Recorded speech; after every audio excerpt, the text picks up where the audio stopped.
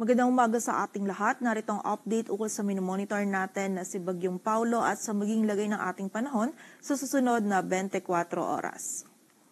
Kaninang alas 4, yung sentro ni Bagyong Paulo ay huling namataan sa laing 295 kilometers west ng Sinait, Ilocos Sur. At kaninang 4:30 a.m. ay nasa labas na din po ito ng ating area of responsibility. Taglay pa rin ito ay lakas ng hangin na 110 kilometers per hour malapit sa sentro at bugso ng hangin na umaabot sa 135 kilometers per hour. Ito'y kumikilos pakanluran, hilagang kanluran sa bilis na 20 kilometers per hour at kahit nga po nasa labas na ito ngayon ng ating area of responsibility.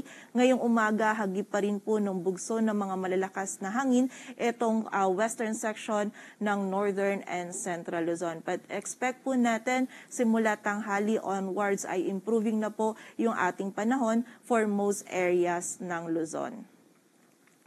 And bukod po dito, kanina namang alas 2 ng umaga ay meron din tayong namataan na isang low pressure area sa labas ng ating area of responsibility. Huli itong namataan sa laing 2,320 kilometers silangan ng extreme northern Luzon. Posible po itong ma-develop at maging isang ganap na bagyo bukas, araw ng linggo. Ngunit kapag naging mas favorable po yung condition or yung environment para po dito sa low pressure area nito, hindi po natin nire-rule out yung possibility na within the day or ngayong araw din po ay ito ay maging isang ganap na tropical depression. Kaya naman continuous monitoring po tayo and patuloy na magantabay sa updates na ipapalabas po ng Pag-asa. E nakita po natin most likely yung magiging pagkilos po nito ay pakanluran at posible po itong pumasok sa loob ng ating area of responsibility by Monday night or Tuesday morning. And then pagpasok po nito, babaybayin nito yung karagatan dito sa may northern boundary ng PAR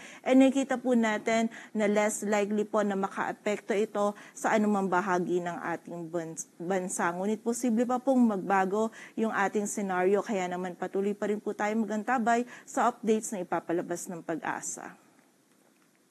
And ayon nga dito sa ating latest forecast track analysis ni Bagyong Paulo, ngayon po ay nasa labas na ito ng ating area of responsibility. May kalawakan pa rin po yung sakop ng mga malakas na hangin na dala nito, kaya naman ngayong umaga meron pa rin po tayong mga pagbugso ng mga malalakas na hangin na mararanasan, mostly dito sa area ng Ilocos Region, maging sa bahagi din po ng Zambales. But again, throughout this day, most likely simula tanghali onwards ay mawawala na po yung epekto ni Bagyong Paulo sa anumang bahagi ng ating bansa.